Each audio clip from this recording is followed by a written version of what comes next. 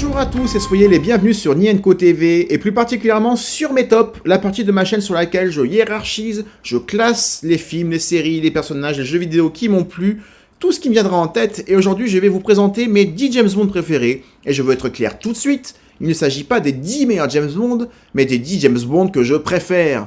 Et je souhaite préciser cela pour la simple raison que j'ai tendance à aimer pas mal de James Bond que personne n'aime. Donc ce classement sera très contestable, et on est là pour ça, mais comme à chaque fois j'argumenterai et je vous expliquerai les raisons de pourquoi un tel est devant un tel, et avant de commencer, j'ai une seconde précision à apporter. James Bond, c'est la saga des films d'action et d'espionnage des années 60, 70, 80, 90 et 2000. C'est une saga d'une longévité incroyable, une saga à cycle qui s'est sans cesse adaptée et réadaptée en fonction des époques, chaque acteur ayant été l'incarnation de ce changement. Et bien qu'il y ait eu plusieurs déclinaisons, interprétations et concepts de comment jouer James Bond, de Sean Connery, le macho séduisant, à Roger Moore qui jouait plus la carte du flegme british et de l'humour, de Timothy Dalton qui souhaitait revenir au plus près du personnage du livre écrit par Ian Fleming, à savoir plus dangereux, plus austère et plus sérieux, avant que l'on voit un retour à James Bond plus fantaisiste en la personne de Pierce Brosnan, et un ultime retour en arrière avec le James Bond joué par Daniel Craig. James Bond, ça symbolise l'évolution du cinéma de ces dernières années. Car on a vécu une période de noircissement de nos licences, qu'on a voulu griser à l'écran, qu'on a voulu rendre plus sombres, tels que les Batman par exemple, ou les Superman où il fallait absolument enlever le slip rouge par-dessus le costume bleu parce que ça faisait soi-disant trop kitsch. Et James Bond, à force de s'adapter à cette demande, a peut-être, à mon sens, perdu de son identité. Car voyez-vous, j'ai une vision qui peut être fausse de ce que doit être un James Bond. Car un James Bond, c'est quoi? C'est un pré-générique impressionnant,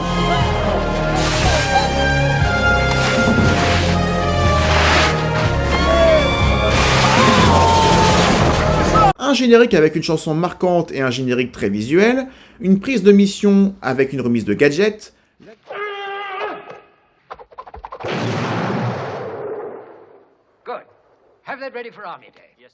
la découverte d'un ennemi et de son homme de main, l'infiltration de Bond dans le milieu intégré, des scènes d'action, des paysages paradisiaques et exotiques, une confrontation finale dans l'antre du méchant qui en général est un lieu atypique, telle une station sous-marine, au sommet d'une montagne, dans un volcan ou carrément dans l'espace. Et bien sûr des femmes que James Bond séduit pour lui-même ou pour l'intérêt de sa mission. James Bond, c'est un cocktail de tout ça à la fois et cela a fonctionné pendant plus de 40 ans, avec des films plus ou moins bons certes, jusqu'à ce qu'on ait envie de tout changer. Avec par exemple le James Bond de l'ère Daniel Craig, qui se devait soi-disant d'être sérieux, avec le moins de gadgets possible, pour coller à une époque décidément bien triste, où plus les personnages en prennent plein la gueule, plus le film est soi-disant meilleur. Alors ça peut être vrai pour les Batman par exemple, mais concernant James Bond, cette déviance a conduit à la naissance de Kingsman. Kingsman, le concurrent, aussi bien le 1 que le 2 d'ailleurs, c'est le James Bond qu'on n'aurait jamais dû perdre. Et si Kingsman a autant de succès, à la fois critique et public, c'est parce qu'on se lâche à coups de parapluies boucliers et de balles de baseball explosives. Et c'est ce qu'on aimait dans les James Bond, et c'est ce qu'on aime dans Kingsman, et c'est ce qu'on a perdu dans les James Bond les plus récents. Cette aparté étant faite, elle vous permettra cependant de comprendre mon classement et mon point de vue, et chacun est en droit de dire que les meilleurs James Bond sont justement ceux qui ne sont pas comme ceux que je vais citer, mais ça reste ma vision des choses que je vous partage, et je vous propose de commencer notre classement du 10e que j'aurais sélectionné au tout meilleur. On y va!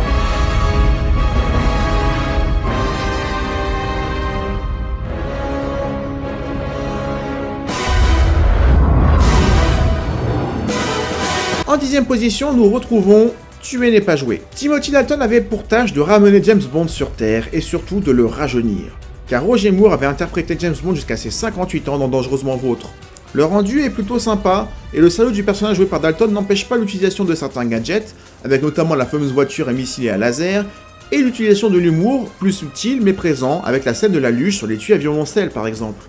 Mais le film manque cependant de peps à mon sens, après un Dangereusement Vôtre qui proposait des scènes d'action du sommet de la Tour Eiffel au pont du Golden Gate. Moins de paillettes, moins de champagne, et la trame de fond, sous forme de trafic d'armes en Afghanistan, ne fait pas rêver le spectateur, tout comme les décors du film, bien moins exotiques que précédemment. Cela reste une belle entrée en matière pour Timothy Dalton, que l'on regrettera de ne pas avoir vu plus longtemps dans le rôle de l'espion. En 9e position, nous retrouvons Skyfall. Alors je n'ai pas vraiment apprécié le film plus que ça en salle, et pourtant j'ai été le voir 2 fois, mais force est de constater qu'après un Quantum of Solace absolument honteux, voir un James Bond plus classique, plus basique avec un nouveau Q et le retour de l'Aston Martin traditionnel nous rassure un peu. Quel dommage que la partie de chasse à l'homme à la maman j'ai raté l'avion dans une maison d'enfance de 007 qui ne sort de nulle part, avec ce garde-chasse qui n'a rien à faire là, gâche l'ensemble qui avait pourtant les ingrédients pour en faire un vrai film de James Bond. Un film très surcoté à mon sens, mais qui reste l'un des moins pires de ces 20 dernières années.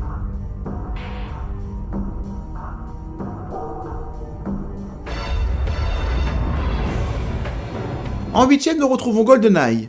Huitième, certes, car le film a vieilli. Vieilli dans son ambiance sonore, vieilli visuellement, vieilli dans le rythme, malgré l'une des meilleures scènes pré-génériques de toute la saga, il permet néanmoins un retour remarqué de l'espion le plus connu du monde, après 7 ans d'absence. GoldenEye a tous les ingrédients de ce que doit être un James Bond, même si je trouve que l'interprétation de Pierce Brosnan est bien loin de sa meilleure performance qu'il donnera à l'agent secret.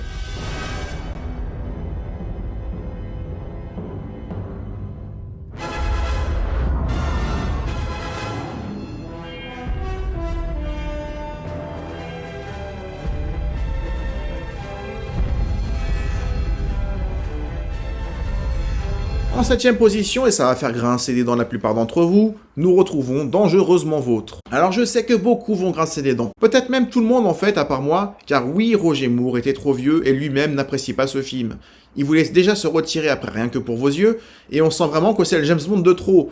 Et oui, la James Bond Girl, jouée par la regrettée Tanya Roberts, est la plus insupportable des James Bond Girls, criant James près de 20 fois en une demi-heure. Mais il y a dans ce film tout ce que j'aime dans un James Bond. Des scènes d'action impressionnantes, entre la poursuite à ski, la poursuite dans Paris, la poursuite en camion de pompiers dans San Francisco, la scène de l'ascenseur en flammes, ou le combat final sur le Golden Gate, ou la scène de la mine, tout a été fait pour offrir à Roger Moore un départ avec classe, un départ prestigieux, même si on a plus que jamais du mal à imaginer réellement effectuer tout ce que Bond fait à l'écran. Mais j'adore Christopher Walken en méchant, j'adore Grace Jones en femme de main, j'adore la présence de Patrick McNee, le film est plus violent que d'habitude avec un certain nombre de massacres, mais en déplaise à certains, Dangereusement Vôtre est un vrai James Bond qui nous amène vers les sommets au sens propre du terme, et je le regarde toujours avec plaisir.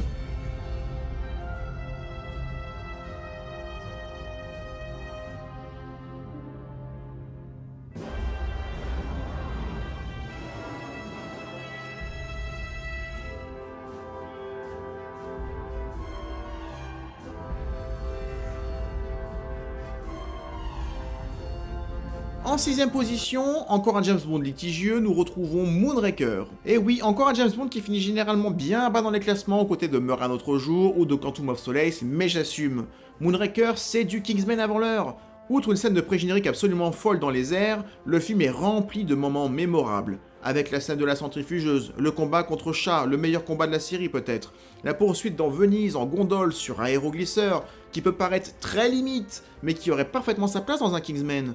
Le film étant à la limite de la parodie, notamment avec le personnage de requin, de retour une seconde fois, et amoureux, ce qui le fera changer de camp. On peut en penser ce qu'on veut, on peut penser qu'il est à la limite du ridicule, voire qu'il est au-delà du ridicule, mais tous les passages que je vous ai cités, y compris dans le musée de verre, sont marquants. Moonraker a été au bout de son délire, à savoir un James Bond misant sur des gadgets décalés, face à un mégalomane qui souhaite détruire le monde. James Bond, pour moi, c'est ça. Et détruire le monde, ça a quand même plus d'envergure au cinéma qu'une histoire de pétrole et de pipeline. D'où la présence de ce film controversé en sixième position. Your file shows no kills, Bond. But to become a 00, it takes 2. En cinquième position, nous retrouvons Casino Royale. Symbole de la bascule des James Bond dans une ère beaucoup moins drôle, beaucoup plus sinistre, beaucoup plus grise, mais qui a le mérite de proposer les débuts de 007. Alors certes, j'ai le regret qu'on n'ait pas vu un James Bond plus jeune, ce qui aurait pu conduire aux événements du troisième film. Et le regarder jouer au poker durant une demi-heure peut sembler bien long, surtout pour ceux qui ne connaissent pas du tout ce jeu. Et le film n'a à proprement parler pas de vrai super vilain, ni de vraie conclusion, mais il est le point de départ de quelque chose qui aurait pu être très intéressant, mais qui ne l'aura finalement jamais été. Ce n'est cependant pas la faute de Casino Royale, si ces suites se sont à mon sens lamentablement plantées jusque-là.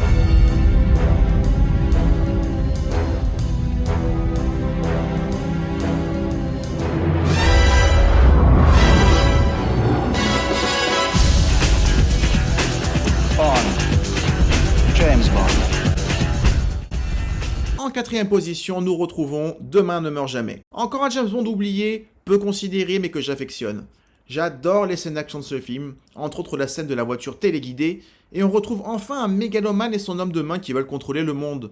J'aime beaucoup la courte histoire entre James et le personnage joué par Terry Hatcher, qui a pourtant accepté d'apparaître dans le film que pour faire plaisir à son mari, mais dont le destin tragique de son personnage m'aura touché. Demain ne meurt jamais, c'est du James Bond de Roger Moore, mais avec Pierce Brosnan. et sans les histoires compliquées du monde ne suffit pas ou demeure un autre jour auquel je n'ai strictement rien compris, car j'ai la tendance à ne rien comprendre des scénarios des films de Pierce Brosnan, à part peut-être dans ce film-là.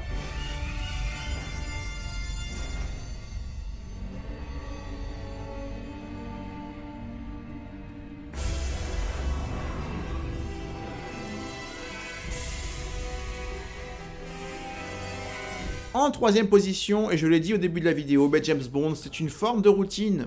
Mais une routine, c'est fait pour se briser. Et Permis de tuer en est le meilleur exemple. Ce James Bond, limite hors série, nous propose de suivre James non pas dans une mission, mais dans une vendetta personnelle, se mettant à dos son propre service. Permis de tuer est une claque violente, presque dérangeante, peut-être trop pour les Américains qui ont boudé le film, interdit au moins de 16 ans là-bas. Permis de tuer est pour moi l'un des tout meilleurs James Bond, ne misant néanmoins pas tout sur le drame et sur la noirceur grâce à la présence dans le dernier tiers du film de Q, venu prêter main forte à son agent préféré et amenant une ambiance plus légère bienvenue.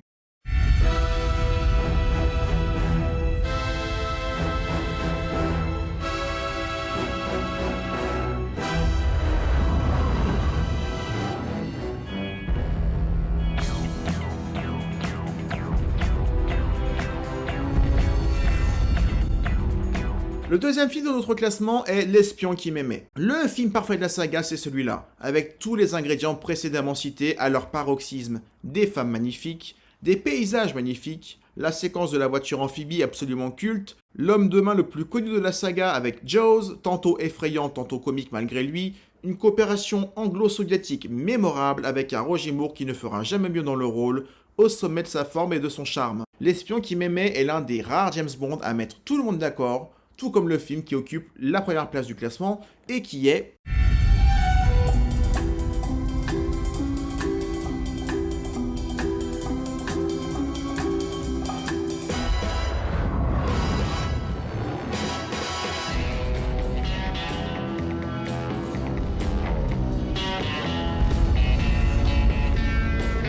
Goldfinger. Car Goldfinger, c'est le James Bond parfait.